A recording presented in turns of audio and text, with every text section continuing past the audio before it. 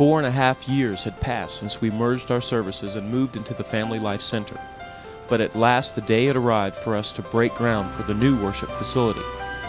It could not be too soon for us, as we had sat on folding chairs during all this time, and we were now really ready to have a permanent worship center. It was June 8, 2003, when we gathered some 350 strong on the new property that we had purchased from the Jimmy Johnson family to break ground. Bryce Satterfield would be privileged to turn the first shovel of dirt, as he had been so diligent throughout the years with all the previous building projects. This was followed with Grant Seibert, our building committee chairman, Roy Talbert, Rance Cantrell, and others, giving a brief description as to where the new facility would sit and the work that had led up to this moment. Mr. Donnie Ingram, our architect, along with Ben Brewster, were also present to represent Ingram Construction Company, the company that would be doing the construction.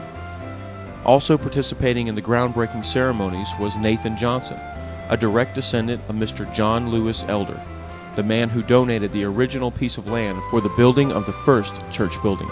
It is 5 generations later, and this family is still active in this congregation. On July 10, 2003, the actual grading began. We were slower getting started than we first anticipated because the summer was unusually wet and one rain came right after the other. The hill that we had stood upon as we broke ground was now gone, and before us was a broad, flat area. Almost immediately, the footings began to be dug. Forms were built and the concrete trucks summoned. Some 429 yards of concrete were poured to begin the initial phase of this project. The construction had actually begun, but as we looked at this concrete pad, we were sure that it was not nearly big enough. Surely this would never seat 700 people. At the same time, we knew that a foundation can be very deceiving. Have you ever built a house, looked at the foundation, and declared to yourself, "I will never be able to live in that small space"? But as construction continued, the building kept getting larger and larger. Within a few weeks after the floor was poured, uprights began to appear.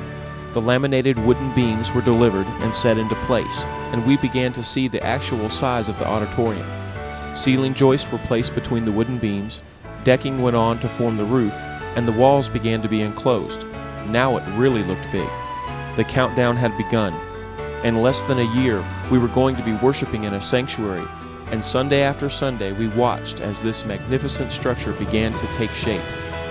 There was so much yet to be done. The electricians had to rough in the electrical units. There would be the plumbers that would prepare the bathroom areas. The sprinkler systems had to be installed, the county water vault made active, and there would be scores of decisions yet to be made. But with each decision, we came one step closer to realizing the dream that God had placed in our hands. We now knew that He is able to do far more than we asked or imagined.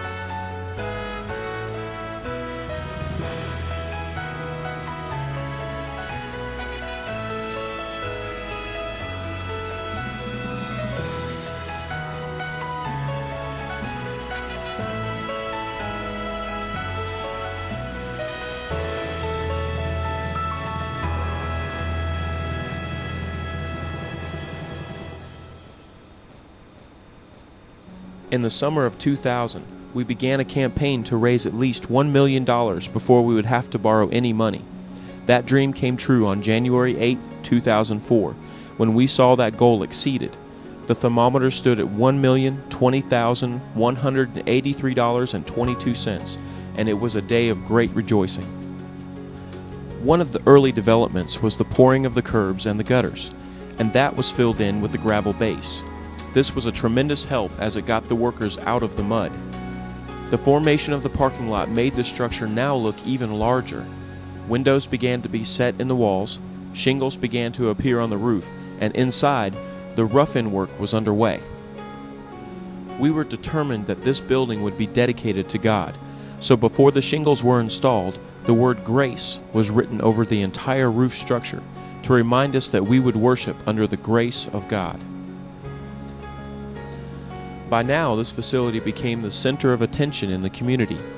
Friends of the church began coming to see what was going on.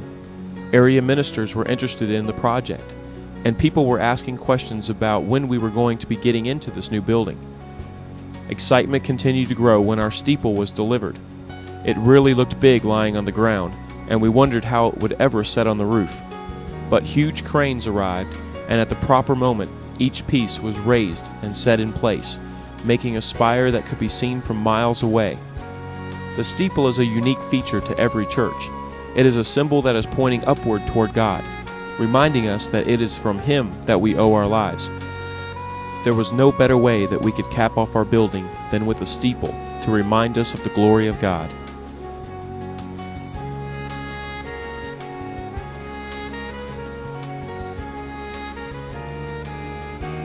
On April 28th, about 50 of us gathered for the very first prayer service to be held in the building.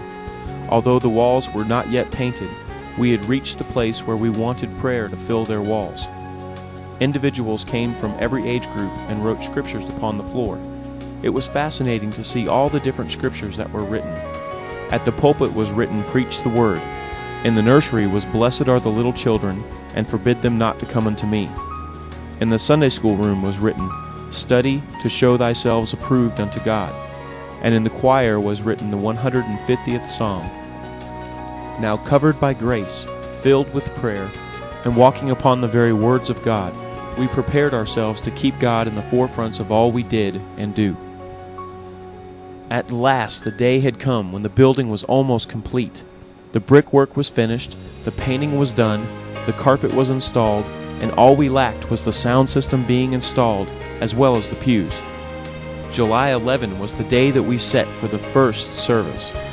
But July 9 and 10 would be long and exhausting days.